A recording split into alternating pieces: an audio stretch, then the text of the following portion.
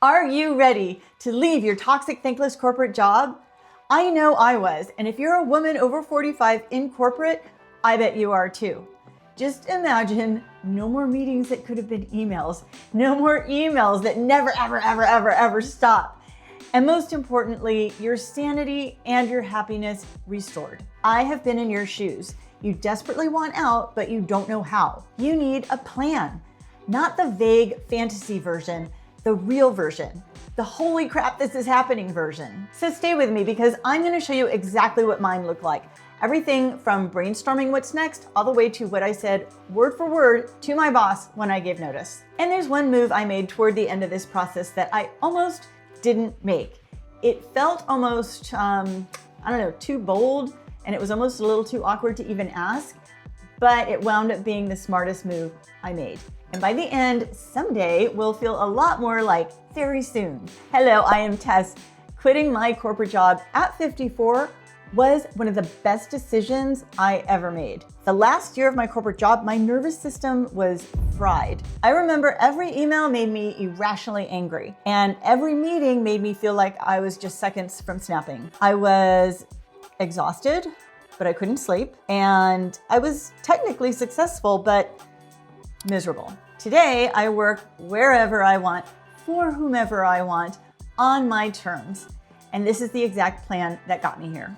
Okay, so before we get into the list or the steps, I want you to remember something and just kind of set your mindset to this. Treat this like a work project. That is what's gonna make this real and not just an idea in your head. If you're in corporate, you know how to plan and execute a project. You are probably really good at it. So what would you do at work? You would map out timelines, deadlines, milestones, weekly check-ins. But somehow when it comes to your life, it's, maybe someday. No, put the tasks in your calendar, create a doc, and set weekly check-ins with yourself. Listen, if you don't make this real, it's gonna stay imaginary and you're gonna stay in your job for another year or maybe 10. And that's a lot of life that you could be wasting. This is your life project. Treating it like a job will make it real. So first we wanna figure out what you wanna do when you leave your job. And this part might be a little scary, but also exciting. So we start with exploring the possibilities. Block about 30 to 60 minutes and grab your tea, grab your snacks, put on an empowering soundtrack if you want. Make it a date. Write down everything you could possibly do instead of your job. It doesn't matter how crazy it is at this point, just write down at least 10 to 20 possibilities. Mine included opening a flower shop, buying a laundromat, freelance consulting, selling jewelry on the beach at a remote island, that was kind of my favorite, and selling feet pics. Well, 1 foot pic, the one without the bunion. Don't judge any of it. This is a safe space. Then, and this is important, you let it simmer for like 2 to 3 weeks. And here's why. There's actually something in psychology called the incubation effect. So when you walk away from a task and you jump in the shower or go for a walk or something, your brain actually switches into background processing mode. While you're doing something else, your subconscious brain still works on figuring out the problem. So in those 2 to 3 weeks, you may notice just random ideas popping up. Be sure to add those to your list. Now, I'm gonna warn you about something weird that might happen. But real quick before we get into that, I just wanna give you a heads up that this is actually video number 4 of my 4-part video series on how to escape your corporate job. You can still watch this as a standalone, but in the others, we cover the signs that it's time to quit, the fear that you need to overcome and how to overcome that fear, and the exact money moves to make before you leave. So I recommend watching those if you haven't. They will all be linked below. And if you have a friend who's just stuck in a job she hates but keeps saying, I just don't know how to get out, then send her this video because this is the roadmap she needs. Okay, now back to our list. So at this point, you've got some ideas brewing and suddenly you start to freak out a little. None of it feels as safe as your salary and you might try to talk yourself out of it. But do not. We are not looking for safe right now. We're looking for viable. You're not making any moves. We're just brainstorming at this point. Now, after those 2 to 3 weeks pass, revisit your list. Now we're gonna narrow it down. So circle the 3 ideas that feel interesting, keep popping into your head, that's a big sign, and feel remotely doable. Then research them and take a couple weeks to do this, but look into things like how much could you make?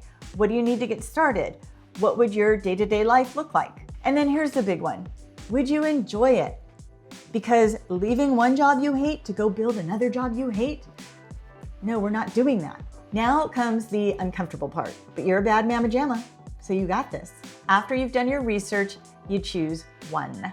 Pick the one that excites you, is realistic, and aligns with what you want your life to look like. But here's the thing, the moment you choose one, it starts to feel real. And this is when you might start chickening out. This is when you start thinking of all the reasons why it's not gonna work. But you have to remember this, that fear is not a sign to stop. It's just a sign that you're moving into new territory and your brain is trying to protect you. And this is when you go back to your why. Why are you leaving? Because staying is a risk too. A big one. My why was saving my mental health and not wasting my life on something that I hated, and not waiting until retirement to enjoy my life when I might not be well enough to enjoy it. That was a big motivator. So what I trained my brain to do is, instead of focusing on the why it won't works, I started focusing on the why it will works. And it takes a minute to get used to this, but it's worth it. Next, you want to create a working plan. The path I chose was consulting. I was in marketing and now I am a marketing consultant. And for women over 45, consulting is actually a really popular path, and for good reason, because you have decades of experience doing whatever it is you do, and you can easily offer those services on a freelance basis without the stress and responsibility of a full-time job. But here's the thing most people never even consider. You might be able to consult with your current employer. You'll have a lot less stress and a lot less responsibility, but still have some of that security. And that is what I did. Now your brain might be saying things like, well, what if they get mad? Or what if they fire me on the spot? Or what if they say no? I get it. I had those thoughts too. I absolutely did. But don't think of it as asking permission. You're in control. You are presenting an opportunity. When I did it, I said, I've decided to step away from full-time work, but I love working with you and would really like to explore continuing to work together on a freelance basis. And then I outlined what I would do and what I wouldn't. And I framed it in a way that benefited them. They would still have access to my knowledge and skills, but they wouldn't have to pay my benefits, so it would actually be cheaper for them. This can really be a win-win for both parties. Now let's talk about the thing everyone is thinking, money and healthcare. Before you execute anything, you need to have about 6 to 12 months salary saved up and your healthcare figured out. If you don't have that yet, that's actually your first milestone.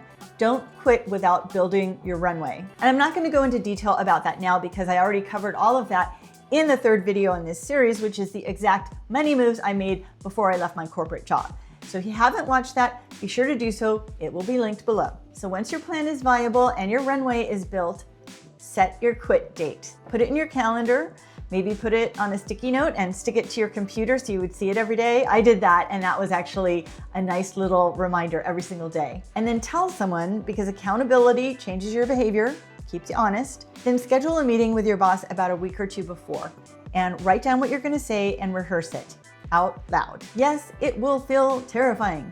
You're going to want to postpone it and your brain might whisper, maybe next quarter. This is why you set a date. A date creates momentum. Momentum creates courage. You are not impulsive. You are prepared. And then there's just a few practical matters you'll want to take care of before you leave. Like you want to consult an accountant. Maybe you want to interview some of them, ask them about taxes, ask them about incorporating if you're starting a business or freelancing. You don't want to leave and then scramble to figure this out because that's just going to create more anxiety and stress. Remember, preparation eliminates panic. Now, I'm going to tell you the weirdest part about quitting that I was not prepared for. And it wasn't a lack of structure or the finances or the first day without any calendar invites, although that was glorious. It was when someone asked me, so what do you do? And I didn't have my corporate title anymore because for decades that title meant that I was competent, important, successful. And for a while, I actually had a hard time saying I was a business owner. It almost didn't feel real. I felt like a fraud. Like, no, I'm not a business owner. That can't be right. But you know what? I am. I'm a fucking business owner. I'm the boss, baby. And that feels good. And you know what else? My job title was never the impressive part. I was, my brain, my experience, my judgment, my work ethic. Those didn't disappear. In fact, they got sharper because now I'm doing it for myself, not somebody else. And I want you to hear this. You are not your job. You are not your title. You are a capable woman who built a career and is allowed to build something else, no matter your age. It's not irresponsible. It's evolution. It's living up to your potential. For so long, when I was in corporate, I thought, this can't be my life. This can't be all there is. I know I'm better than this. I know I'm destined for more. And yeah, when you first make that move, it might feel awkward and scary. But just remember that awkward and scary is not the same as wrong. Now, I want to know where you are in this. Are you still on the job? Are you planning an exit? Are you somewhere in the middle and trying to figure it out? Leave me a note in the comments because I read every single one and I will be so happy to cheer you on. And honestly, sometimes just typing it out, just saying, I am doing this, makes it a reality. Remember to check out all 4 videos in my How to Escape Your Corporate Job series. And if you're not quite ready to craft that exit plan, start with this video here. This goes over the 7 signs it is time to quit your corporate job. And they might be telling. Share this with a friend who you think might need it. And remember, you're a bad mamma jamma. I appreciate you. I'll see you in the next video.